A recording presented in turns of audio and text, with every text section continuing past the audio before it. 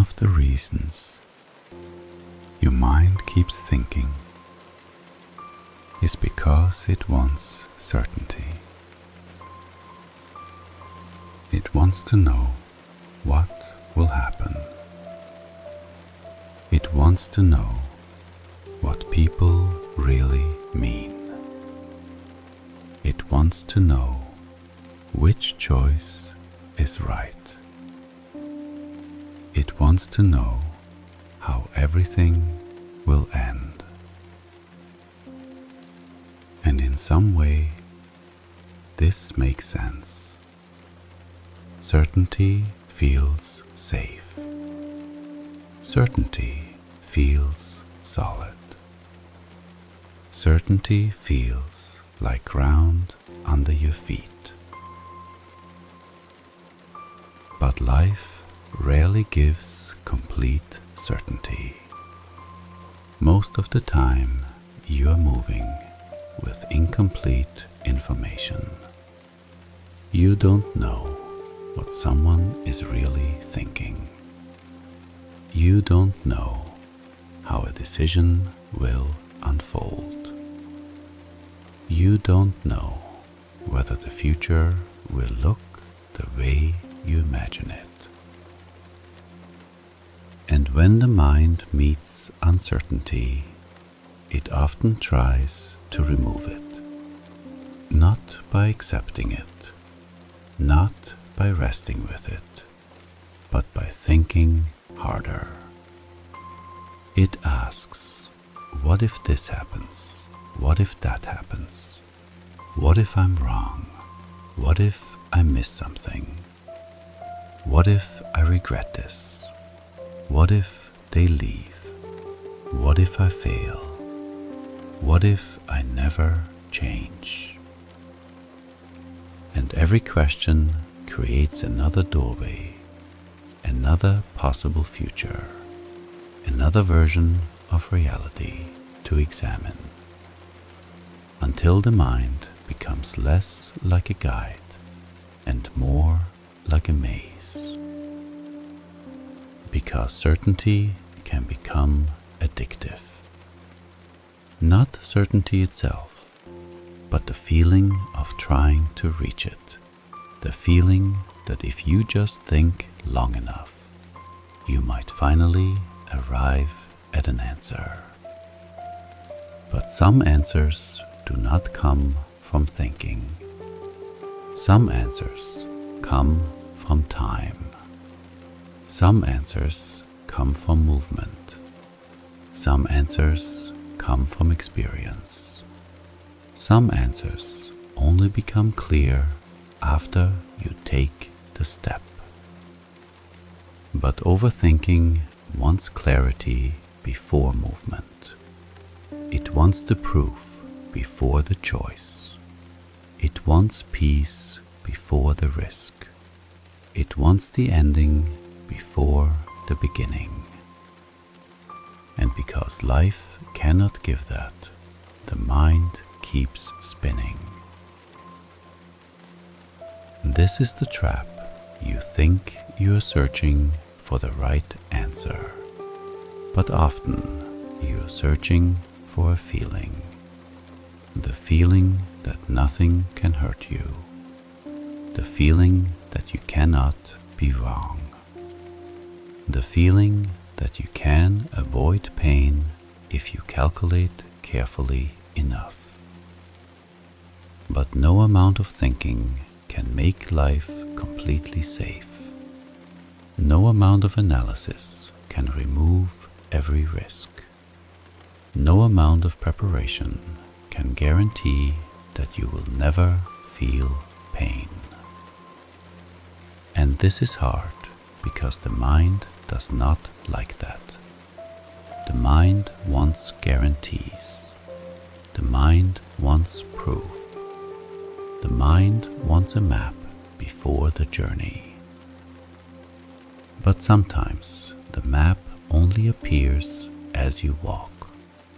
Sometimes the next step becomes clear only after you take the first one. Think about how many times you waited until you felt ready, until you felt sure, until you knew enough, until the fear disappeared, until the doubt was gone. And how many times did waiting for certainty quietly become a way of avoiding change? Because overthinking can look very responsible from the outside. It can look like planning. It can look like caution. It can look like intelligence. It can look like patience. But sometimes underneath it there is fear. Fear of choosing. Fear of being wrong. Fear of being seen. Fear of losing control. Fear of stepping into something you cannot fully predict. And so the mind says, not yet. Think more. Wait longer.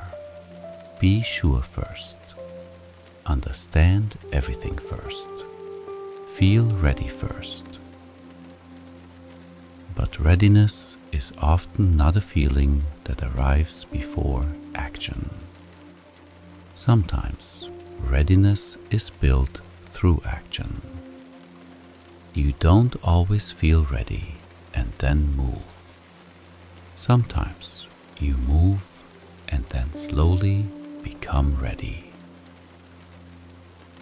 This is why certainty can quietly become a prison. Because if you wait until every fear is answered, until every doubt is solved, until every possibility is controlled, you may wait forever. And the mind will call it safety, but your life will call it stillness. There is a difference between being careful and being trapped. There is a difference between reflection and avoidance. There is a difference between wisdom and fear that learned to sound intelligent. This is where awareness matters, because awareness helps you ask, am I thinking because this needs thought? Or am I thinking because I am afraid to move without certainty? Am I reflecting or am I delaying? Am I preparing or am I hiding? Am I looking for truth or am I looking for a guarantee? These questions are quiet, but they can change everything.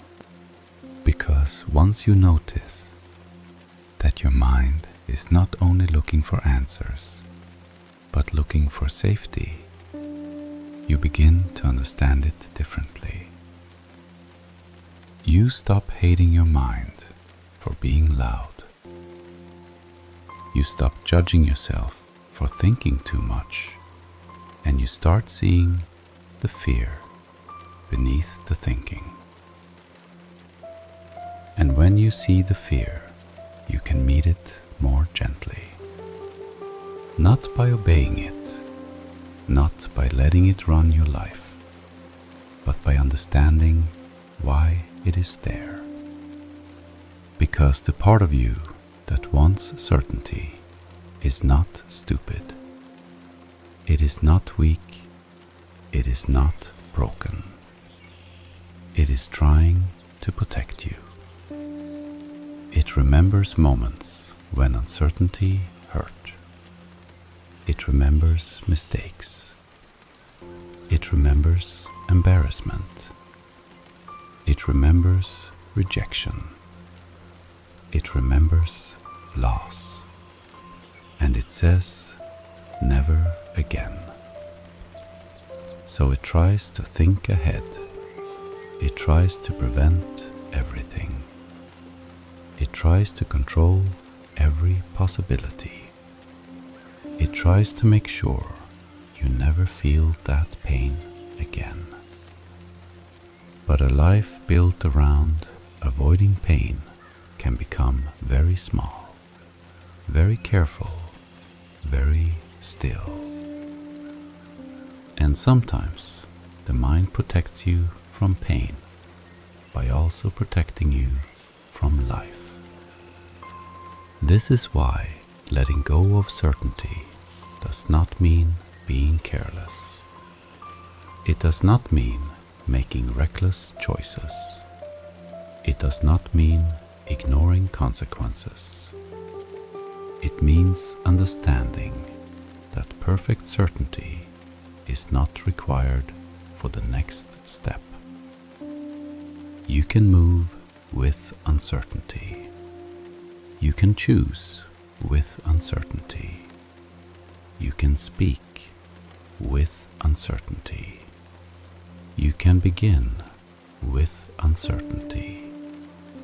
You can change with uncertainty. Because uncertainty is not always a warning. Sometimes it is simply the space where life happens. And if you can learn to sit with that space, even for a moment, without rushing to fill it with thoughts, without forcing an answer, without demanding proof, something softens. The mind realizes it does not have to know everything to be safe. It does not have to solve everything to rest. It does not have to predict everything to move.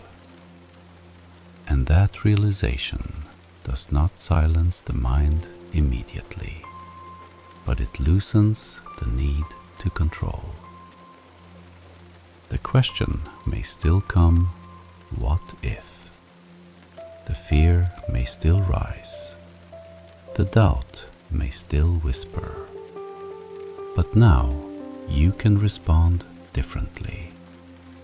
You can say, maybe I don't know yet, and maybe that is okay. Maybe I can take one step without seeing the whole path. Maybe I can let the answer arrive when it is ready. Maybe I can stop forcing certainty from a moment that only needs patience. Because sometimes peace is not found by knowing more. Sometimes peace is found by needing less certainty before you allow yourself to breathe. And when the mind stops demanding the entire future, it begins to return to the present, to the room, to the body, to the breath, to what is actually here. And here, in this moment, you may not know everything. You may not have every answer. You may not be completely certain, but you are here. And sometimes being here is enough. Because the mind does not become quiet when it finally controls life. It becomes quiet when it understands that life was never meant to be completely controlled. There is something strange about the night. During the day, you can keep moving. You can stay busy.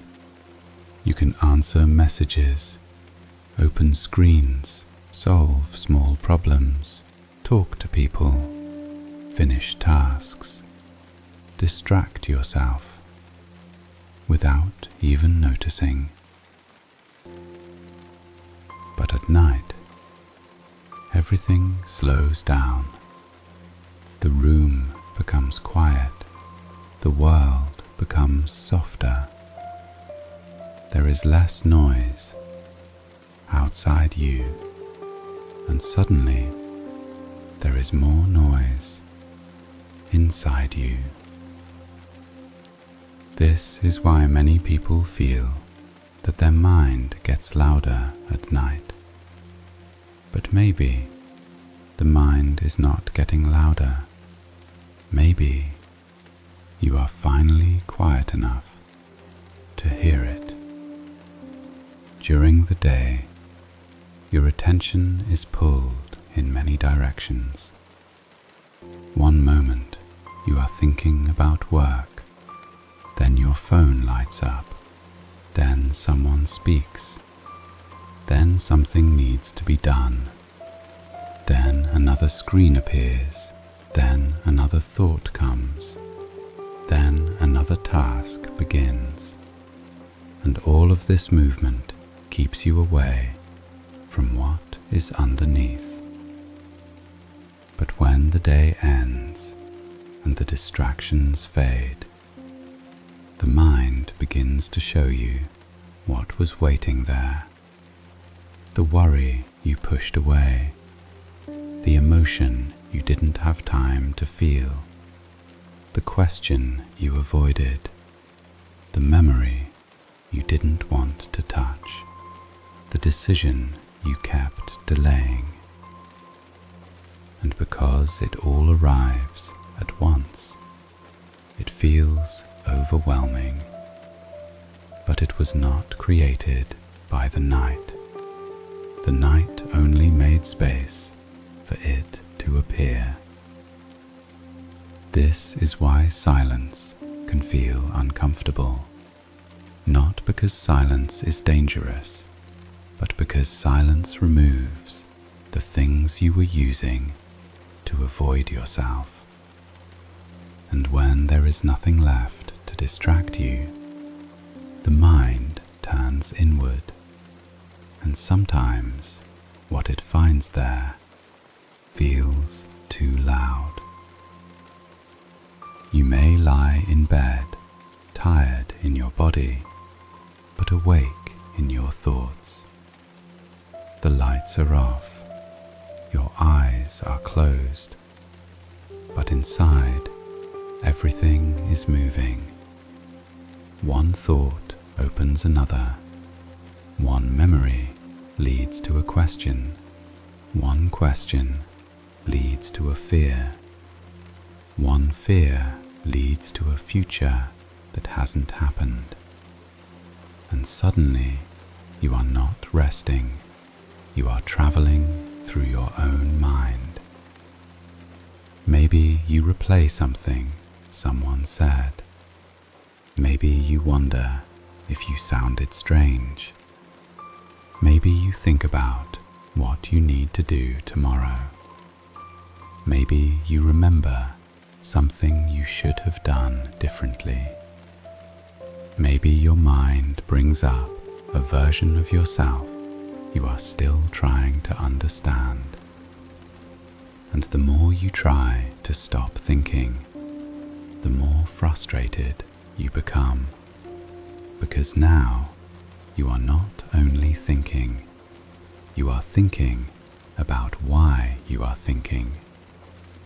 You are worrying about why you cannot stop worrying. You are awake and judging yourself for being awake. This is how the loop deepens. The thought appears, then resistance appears, then frustration appears, then more thought appears, and what started as one quiet worry becomes an entire inner storm. And the hardest part is that your mind often chooses the worst possible time to open everything. Right when you want to rest, right when you need peace, right when the body says, enough, the mind says, not yet. But this does not mean something is wrong with you. It means your mind has learned that quiet moments are the only moments where unfinished things can be heard. And if the day gives your mind no space, the night becomes the only place where everything returns. This is why rest is not only a physical thing. It is also emotional. It is also mental. It is also about what you carry without processing. A tired body can lie down, but a crowded mind keeps standing. And sometimes sleep does not come because your mind is still trying to finish conversations, solve fears, predict outcomes, protect you from tomorrow, and make meaning out of yesterday. But the night was never meant to become a courtroom. It was never meant to be the place where every mistake is judged, every fear is reviewed, every possible future is rehearsed. The night is meant to soften you, to slow the body, to loosen the day, to let the mind release its grip. But release is difficult when the mind believes that every thought needs to be handled right now. So one of the quietest skills you can learn is the ability to let a thought be unfinished, to let a question remain open, to let tomorrow belong to tomorrow, to let the mind speak without obeying everything it says. Because not every thought at night needs your attention. Not every worry needs an answer. Not every memory needs analysis. Not every future needs preparation. Sometimes the mind brings something up, not because it needs to be solved, but because it wants to be seen. There is a difference between solving a thought and witnessing it. There is a difference between controlling the mind and listening to it. There is a difference between following every fear and simply noticing that fear is present. And when you begin to notice thoughts without chasing them, something changes. The night becomes less like a battlefield and more like a mirror. It shows you what has been living inside you, but it does not force you to fight it. It only asks that you see it clearly. Maybe tonight a thought comes, and instead of following it, you simply say, "I see you." Maybe a worry comes, and instead of building a future around it, you say, "This is fear." Maybe a memory comes, and instead of becoming the past again, you say, "This is a memory." Maybe a question comes, and instead of answering it immediately, you say, "Not now." Not because you are ignoring your mind, but because you are teaching it that not every thought is an emergency.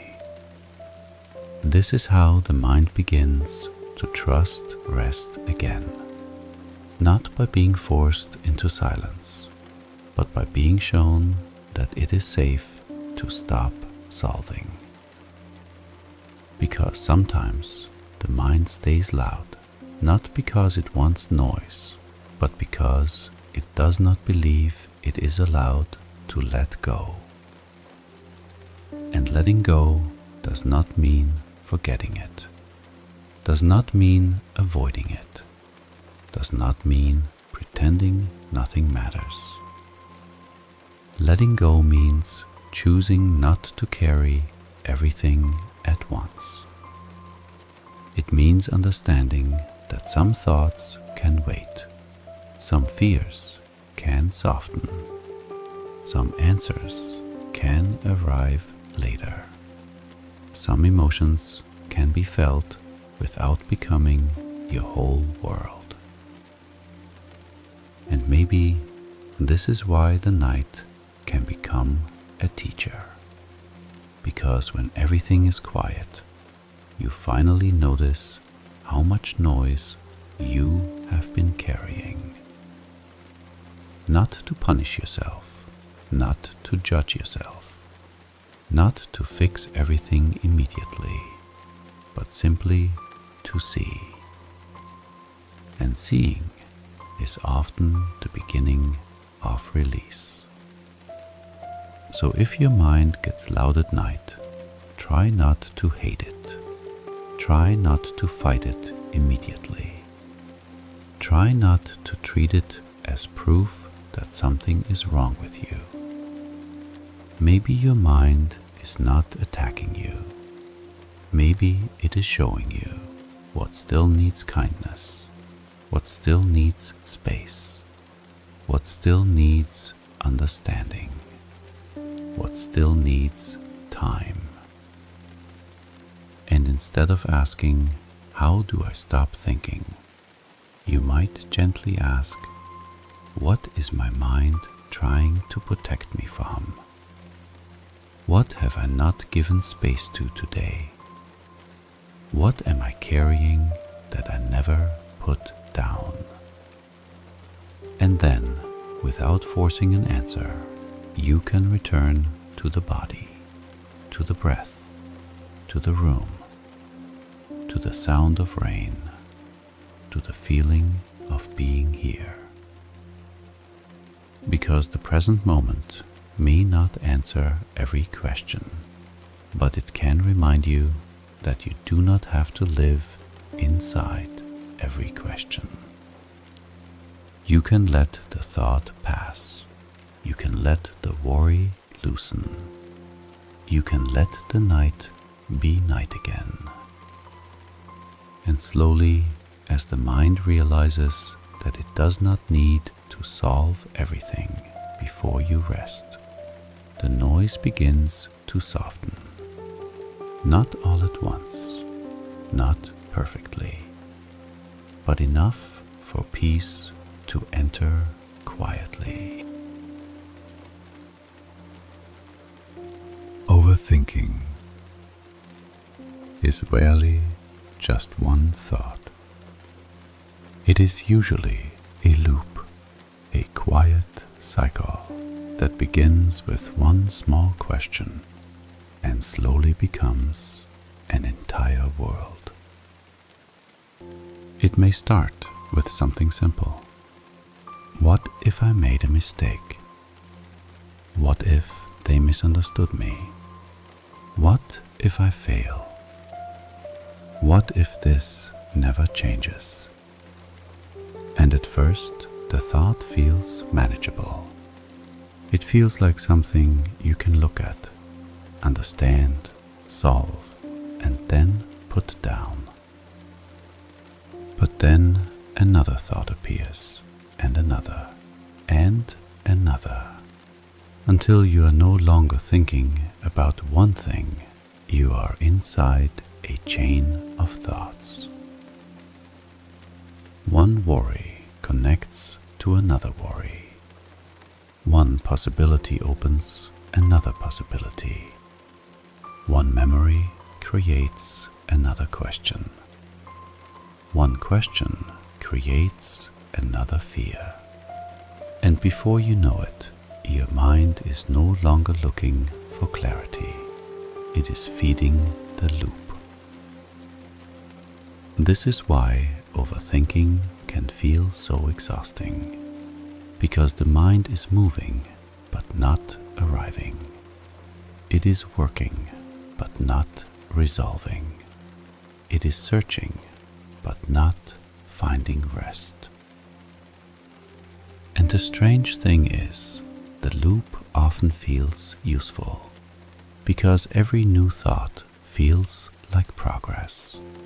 Every new question feels important.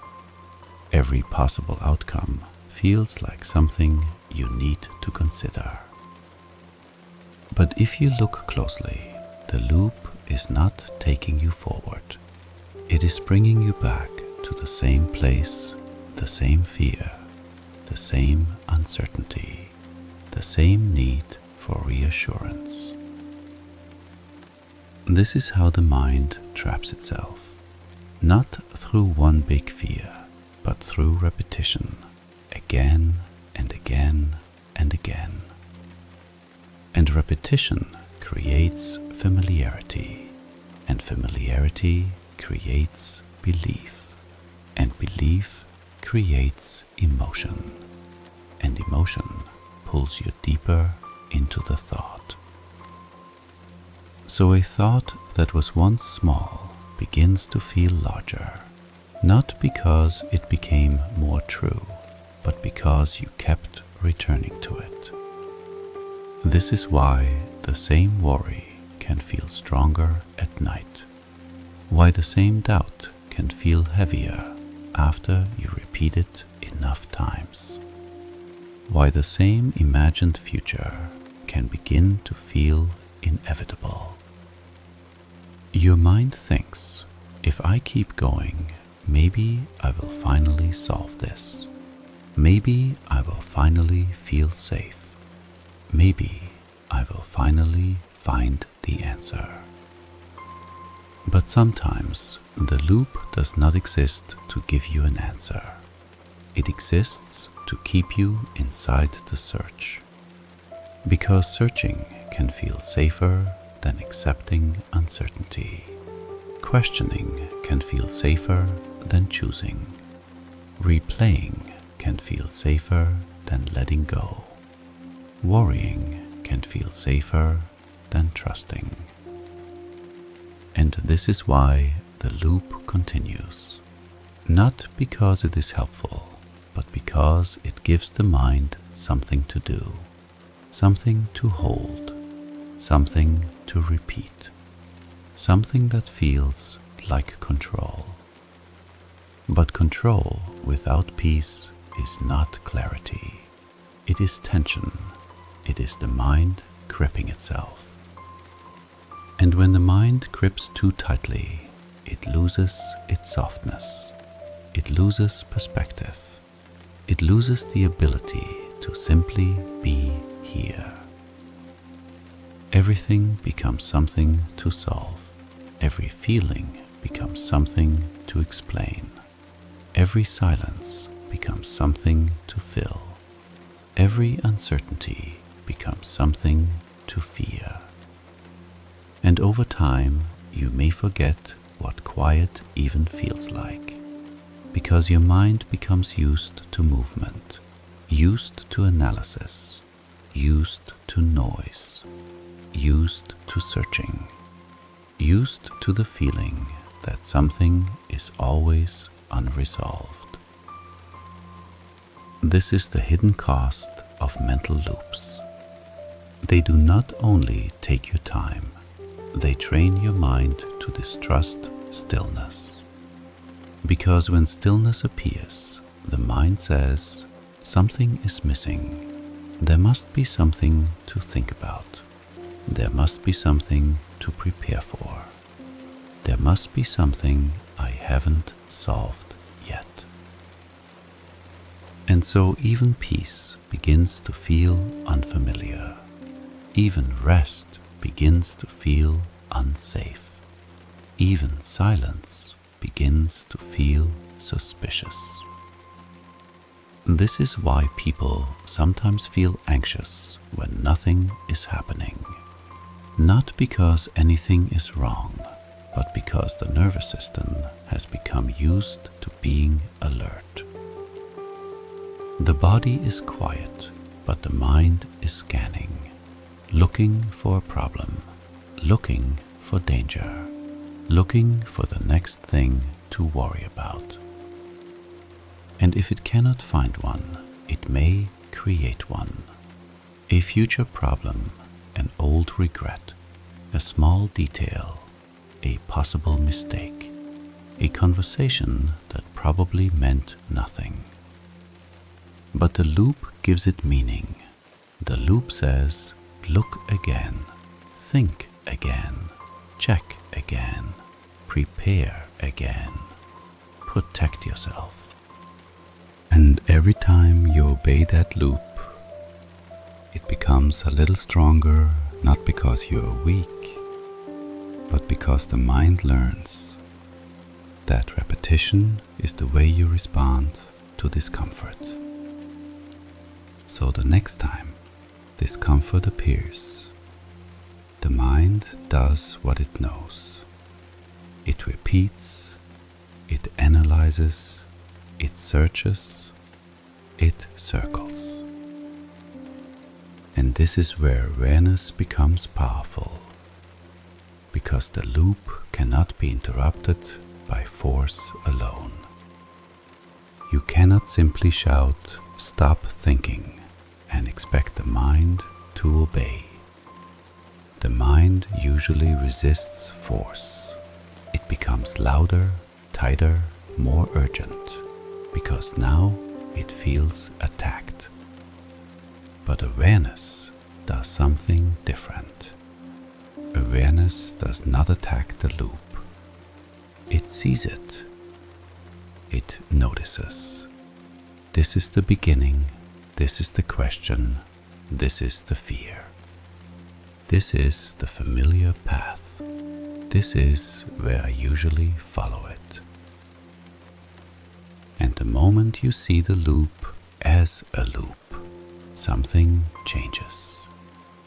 You are no longer completely inside it. You are watching it happen. And that small distance matters.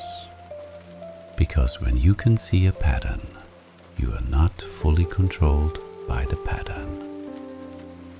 You may still feel the pull. You may still hear the thought. You may still want the answer. You may still feel the urgency. But now there is a part of you that is not lost inside it. That part is awareness. Quiet, steady, watching. Not rushing, not fighting, not believing everything, not needing to solve it all immediately. And from that place, you can begin to respond differently. Instead of asking, "How do I stop this thought?" you might ask, "What is this thought asking for?" Instead of asking, "Why am I like this?" you might ask, "What feeling am I trying not to feel?" Instead of asking, "What if everything goes wrong?" you might ask, "Can I be here before I go there?" These questions do not feed the loop. They soften it, because they move you from reaction into observation. And observation is not passive. It is one of the deepest forms of inner control. Not control over life, not control over other people, not control over the future, but control over where your attention goes. Because the loop survives on attention. It grows when you feed it. It expands when you chase it. It becomes stronger when you treat every thought like an emergency. But when attention returns to the present, to the breath, to the body, to the room, the loop begins to lose energy. Not immediately, not perfectly, but slowly, quietly, one breath at a time. You do not have to defeat the loop. You only have to stop feeding it with everything you have. You can let the thought be there without becoming it. you can let the question exist without answering it. Tonight, you can let the uncertainty remain without turning it into a threat. And each time you do that, even a little, you teach the mind something new. You teach it that not every thought needs a reaction. Not every fear needs a plan. Not every loop needs to be followed to the end. And slowly, the mind begins to learn that stillness is not danger. Silence is not emptiness. Uncertainty is not always a warning. And rest does not have to be earned by solving everything first. This is how mental loops begin to loosen, not by pushing them away, not by hating yourself, not by demanding silence, but by seeing them clearly and choosing not to keep walking the same path. Because a loop only remains a loop when you keep returning without awareness. But when awareness enters, even for a moment, the loop is no longer invisible, and what is no longer invisible can begin to change. Maybe tonight a thought returns, one you know well, one you have followed many times, one that usually pulls you far away from peace. And maybe this time, instead of following it immediately, you pause, you notice, you breathe, and you say, I know this path. I know where it leads. I know what it does to me. And tonight, I do not need to walk it all the way. Not because the thought is gone, not because the fear is solved, not because everything is certain, but because you finally see the loop. And seeing it is the first quiet step out of it.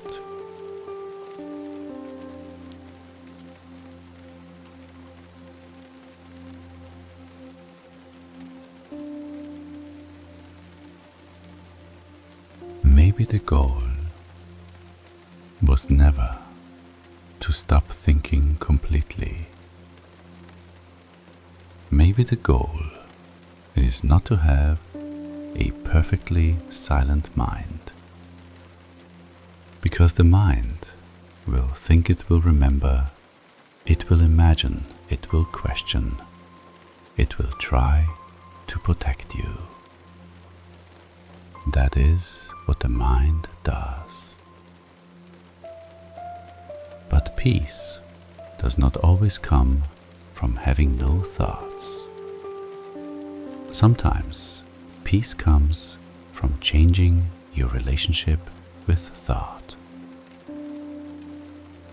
from seeing a thought without becoming it, from hearing fear without obeying it, from noticing uncertainty without rushing to destroy it. Because overthinking does not lose its power when you fight it harder. It begins to lose its power when you see it clearly. When you see that not every thought is a fact, not every fear is a warning, not every question needs an answer tonight, not every possibility deserves your energy, not every memory needs to be replayed, not every future needs to be solved before you rest. And maybe that is the quiet shift.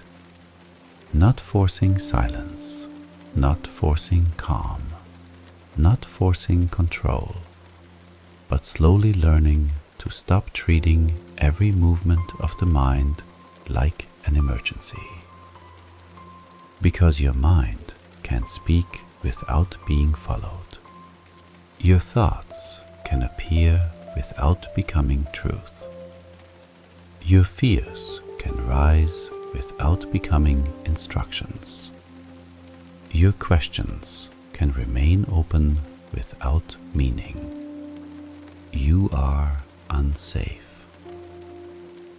This is not easy, especially if your mind has been loud for a long time, especially if thinking has become the way you protect yourself, especially if control has felt like the only thing keeping you safe. So do not rush yourself. Do not shame yourself for thinking too much. Do not make the mind an enemy, because the part of you that overthinks is not trying to ruin your life.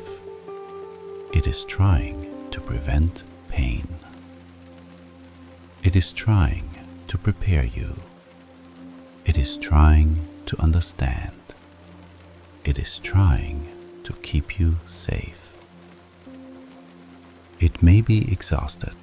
It may be afraid. It may be repeating old patterns. It may be protecting you from something that is no longer here. But it still deserves to be understood. And sometimes understanding yourself is the beginning of becoming quiet. Not because understanding solves everything, but because it softens the fight inside you. When you understand why the mind keeps moving, you stop asking, "What is wrong with me?" and begin asking, "What is my mind trying to protect?" When you understand that overthinking is often a search for control, you stop believing that every thought is wisdom. When you understand that thoughts are not facts, you stop building your life around every fear. When you understand that certainty is an illusion, you stop waiting until every doubt disappears before you begin. When you understand that the night only reveals what the day kept hidden, you stop hating your mind for being loud. And when you understand the loop, you begin to see where you can step out. Not suddenly, not perfectly, not forever, but for one moment, then another, then another. And maybe that is how peace begins, not as a dramatic transformation, not as a sudden silence, not as a final answer, but as a small space between you and the thought. A space where you can breathe, a space where you can notice, a space where you can choose, a space where the mind does not have to decide everything for you. And in that space, you may realize you do not have to solve the entire past tonight. You do not have to predict the entire future tonight. You do not have to answer every question tonight. You do not have to become a different person tonight. You only have to return for a moment to what is here, to the room, to the breath, to the body, to the sound around you, to the quiet place beneath the thinking. Because beneath the noise there is still awareness. Beneath the questions there is still presence. Beneath the fear there is still a part of you that can observe. And that observing part is already quiet. It does not need to argue. It does not need to predict. It does not need to control. it simply sees. And the more you return to that part of yourself, the less trapped you become inside every thought. The thoughts may still come, the fears may still rise, the questions may still return, but you begin to meet them from somewhere deeper, somewhere steadier, somewhere quieter. And from that place, you can say, "This is a thought, not a command. This is fear, not truth. This is uncertainty, not danger. This is my mind trying to protect me. And I do not have to follow it all the way." Maybe tonight your mind will still speak. Maybe it will bring questions. Maybe it will bring memories. Maybe it will bring unfinished things. But maybe tonight you can listen without chasing. You can notice without becoming. You can let the thought arrive and let it pass without needing to hold it. And if the mind gets loud again, you can return gently, not with force, not with frustration, not with anger, but with a quiet reminder. I see the thought. I see the fear. I see the pattern, and I do not need to become it.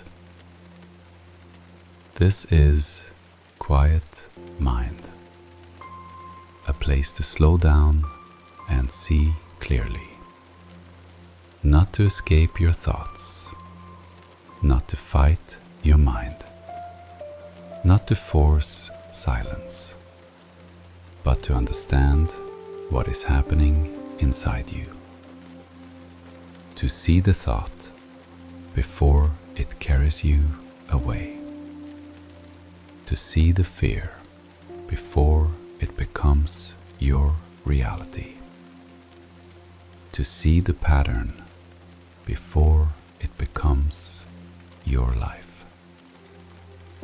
Because the more clearly you begin to see, the less loudly the mind needs to fight. Awareness does not shout. It does not rush. It does not demand. It simply shines quietly on what was already there. And sometimes that quiet seeing is enough. Enough to soften the thought. Enough to loosen the fear. Enough to stop following the same old path. Enough to remember that you are not your mind's noise. You are the awareness that can hear it. You are the space that can hold it. You are the stillness beneath it. So let the mind speak if it needs to. Let the thought pass if it comes.